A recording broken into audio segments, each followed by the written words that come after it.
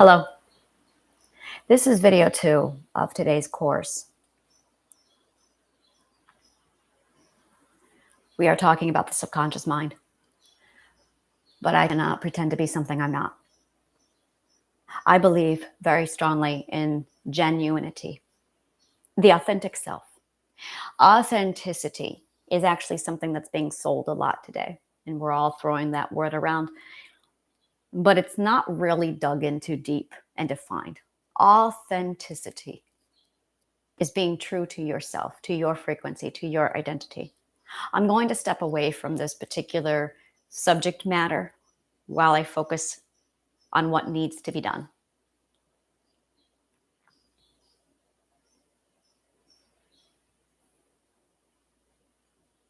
In between this video, this course, and Triadic healing, the healing garden, and everything I'm working for, I'm juggling parenting, extracting my children out of the patriarchy and their slave situation.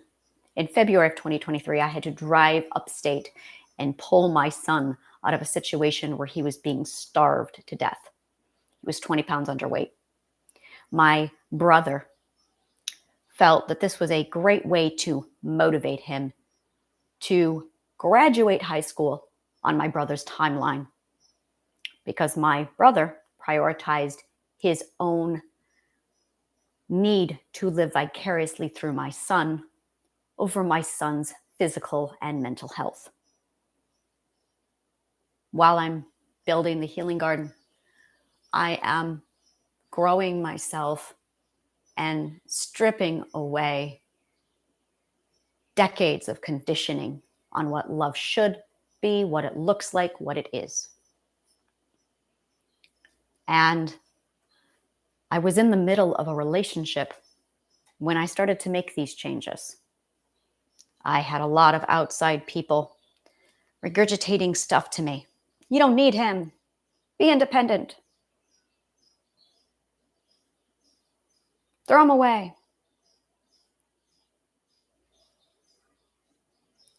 And the more I did work, the more I healed, and the more I found my identity in myself. And I put him on a back burner while I focused on me. And there were days where I spent a lot of energy on him, other days where I slowly started to realize I need to put that same energy into me. And I became independent and formidable. And in the back of my mind, identity and intuition argued with me about what are we going to do about Juan. And all I could really say is, wait. I don't know. Wait. I got to focus on me right now. And I've been focusing on me, and I've been focusing on me, and I've been focusing on me.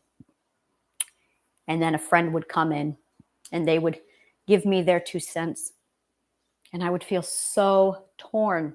Intuition would scream at me, no. And I felt so pulled by all these opinions and all these perspectives and intuition and identity. Now, here I am mastering the subconscious mind, literally mastering the definition of the self, literally. And I am very, very deeply in love with this man. You don't know him. A lot of people don't know him. In fact, I am the only one who knows this man. And I know I have been alive for 43 years. And in 43 years, he is the only one who has stood by me. In 43 years, while I evolved and grew and changed, everyone abandoned me, including my own family.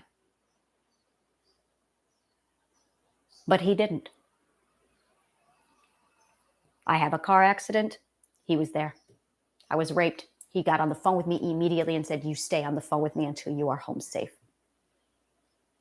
People who barely knew me, maybe 2 months, people who would later use me, told me that I needed to throw him away and abandon him. Because that's what they would do. Because they are quick to throw people away and abandon them. Love is not an emotion. Love is a state of being. Love defines us. Love is an accumulation of everything we are. Our identity is love itself. Love is not an emotion. I have mastered the art of emotions. I have dissected those little bastards and pulled them apart. Emotions change. Love does not. That's why people who are really in love stay married for 50 years. Because love doesn't change. Because love is a state of being. It's not an emotion. If you experience what you think is love, and it comes and it goes, and you're quick to dismiss this and say, that's not love, because my love came and it went. That's not love. That is desire for visibility, desire for acceptance. It feels a lot like love if you've never experienced true love. In fact, the reason why we have the phrase true love is because there is a distinguished difference between actual love as a state of being and the emotional thing that people often think is love when it's really just a euphoric head rush because someone sees you, wants you, and accepts you. That's a trauma response. Boom, drop mic.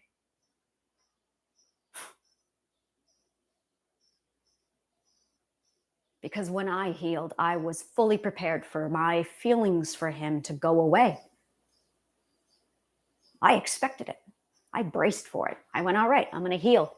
I chose to heal, even at the acceptance that I would lose my feelings for him. Now, at first, I dragged my heels and I delayed my healing because I was terrified that my love was going to go away with my emotions, because I logically knew that emotions change and emotions reflect your mental illness.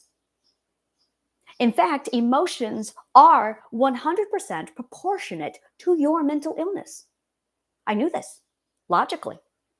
Therefore, as I heal, my love for him would go away.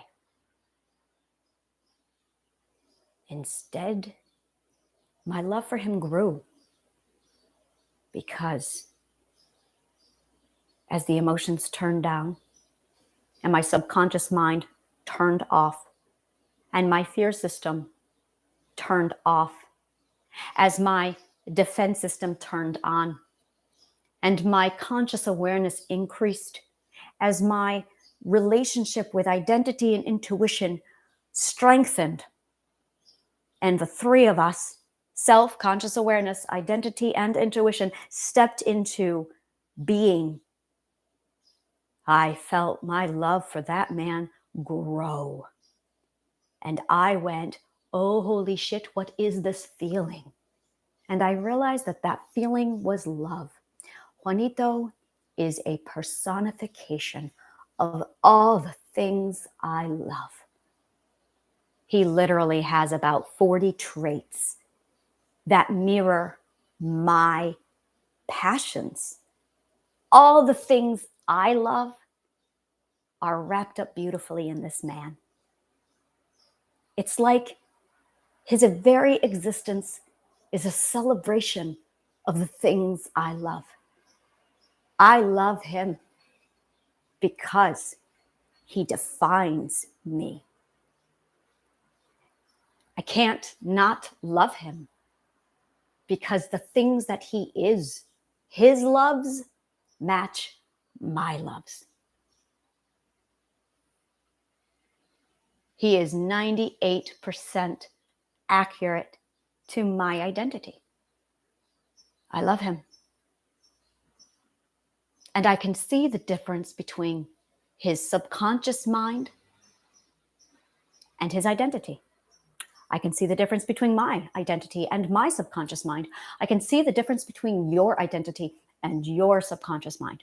And when you start to understand that one is fear and the other is love, you start to separate them so that when you step into a situation and you're talking to somebody you love, somebody you think you love, You can start to see when they are reacting out of fear and when they are responding out of love.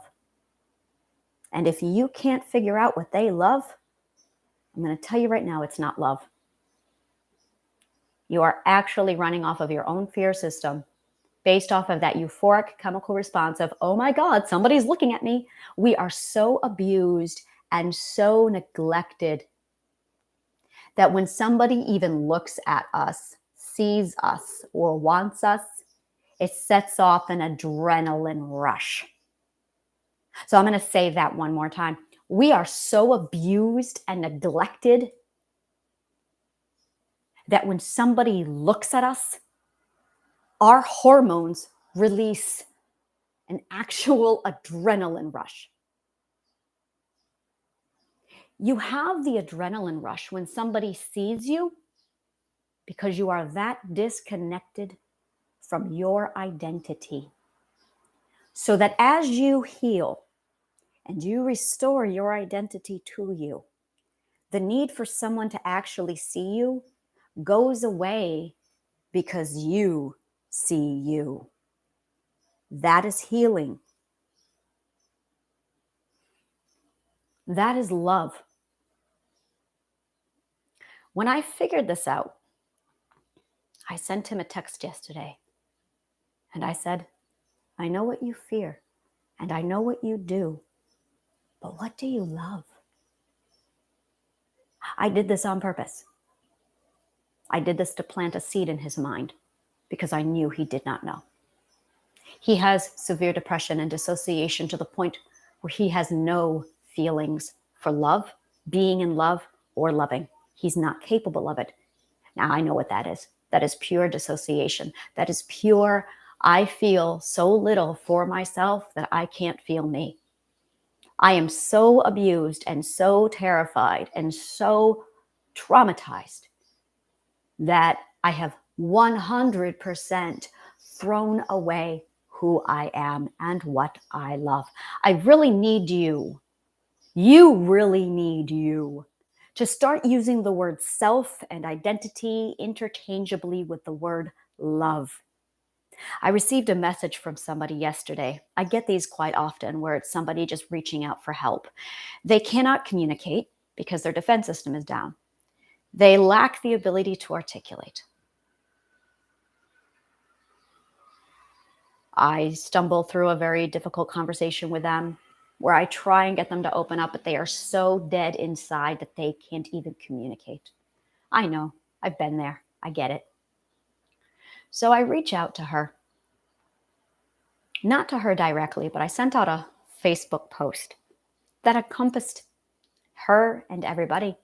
And it was the same thing I needed to say to my partner. I said the words, I know you're dead inside. I know how it feels to feel nothing, to be so numb and so void of any emotion that you just are desperate to feel something. You feel like death would be a mercy killing at this point. And you desperately reach out to anyone who can help and you say, help me, but you can't even communicate that. You just want to feel something.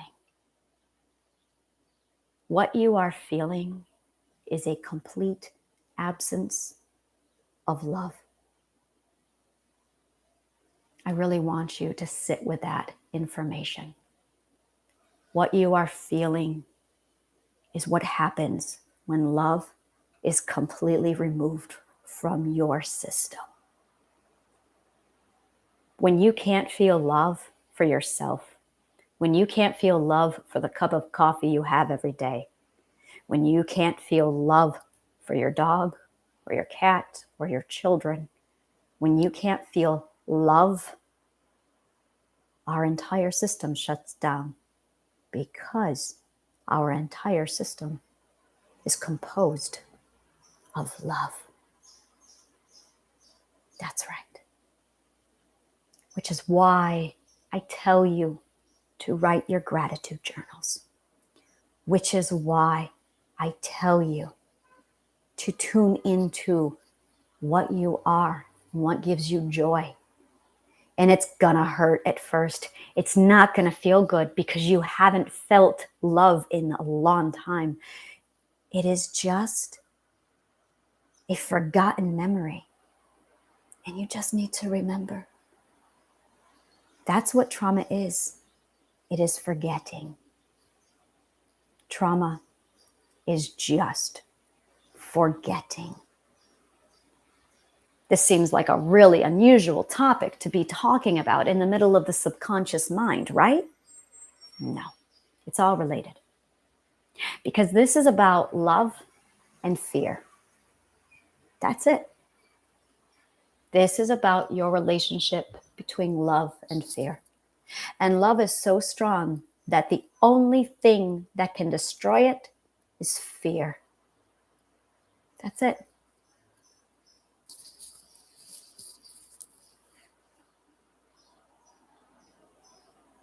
But there is a way to take down fear. When you remember what you love, when you remember who you are, and when you start to communicate and use your defense system again, you can take down fear. But it's a process, it's hard, and it's painful because you are changing the flow of a river. Well, not exactly a river. You're changing the flow of your vibrational frequency. Because love vibrates differently than fear. Fear, self-doubt, vibrates at the lowest vibrational frequency. Love is the highest vibrational frequency. So as you get hurt, your subconscious mind says, protect the self, destroy and hide and forget what you love. My favorite line in all of anime. Beautiful line. Are you ready for this? This is anime, by the way. Oh, yeah. This is Final Fantasy VII, the movie, Advent of the Children. The villain says to the hero, tell me what you love so I can take it away. And the villain says, the hero replies, you already have. Really beautifully articulated. Tell me what you want, says fear, so I can take it away. And the subconscious mind steps up and says, get rid of what you love, forget what you love, to protect it. Forget it. Don't let them know what you love because they'll take it away. So forget. Forget what you love. Throw it away. Now you're changing the frequency. You are shifting for survival. You are shifting the frequency of what you love to what you fear, to self-doubt and to pain because you are desperately trying to keep what you love safe. And what you love is your identity. And then the war starts. And that's the real conflict. Then the war starts.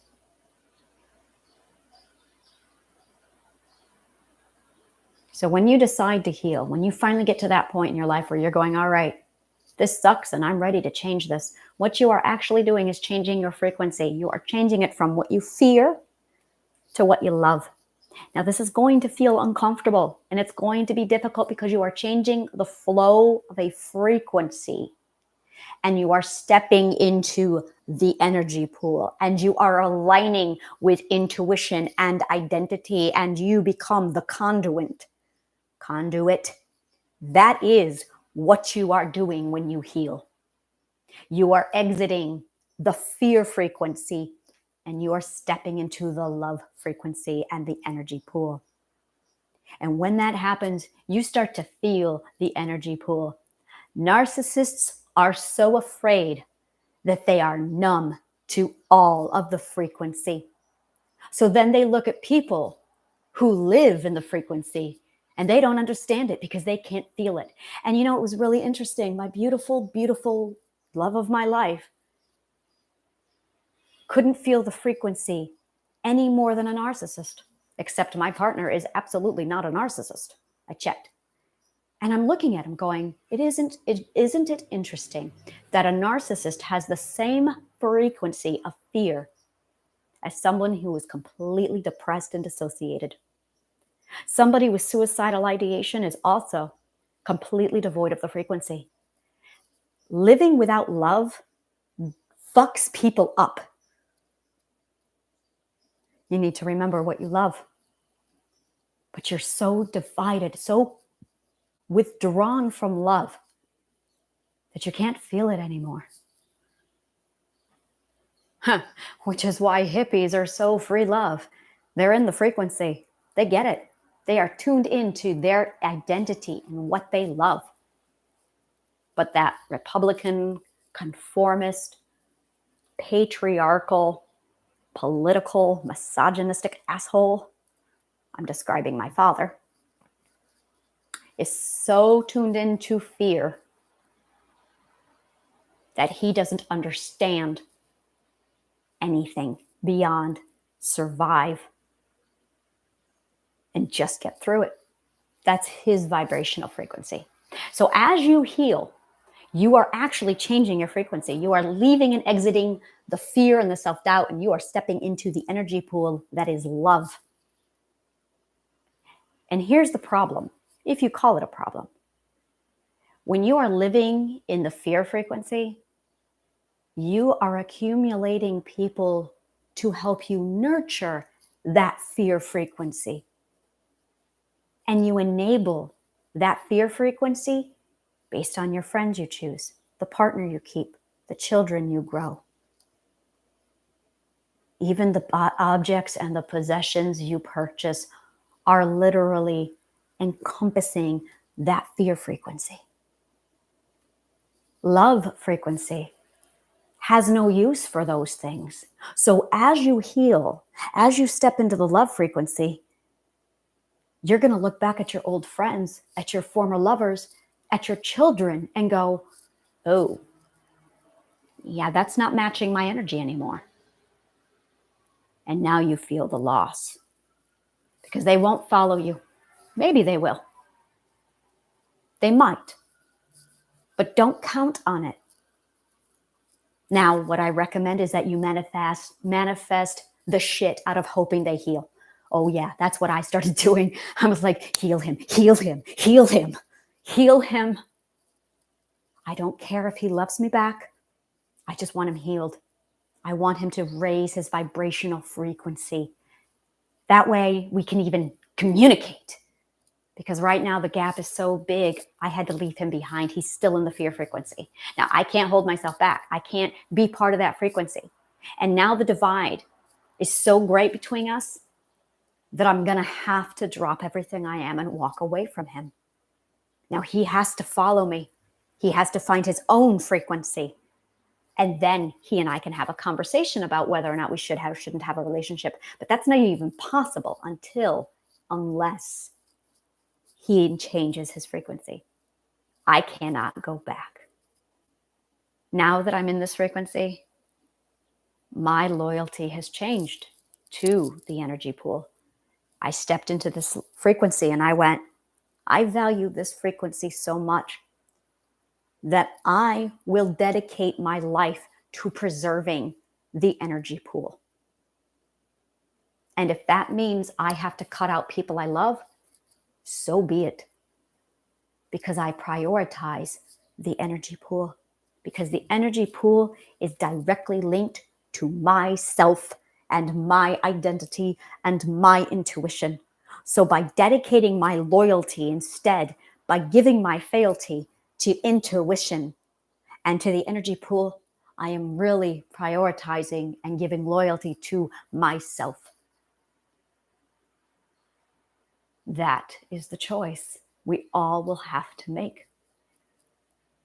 Because right now, if I were to stay loyal to the commitment I made to him, it means leaving this energy pool, downgrading my growth, and making myself worse and going back to the life of fear and stepping back into the fear frequency.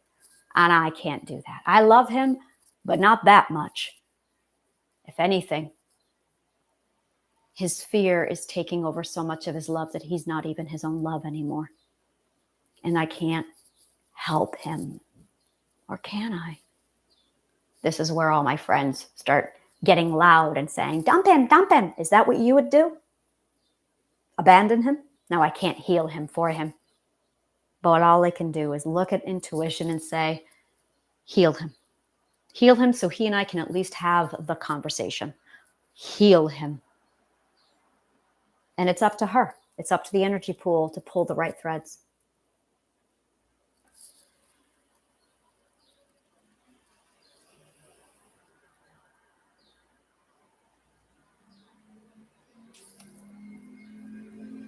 To understand the subconscious mind, you must understand that it runs off of fear.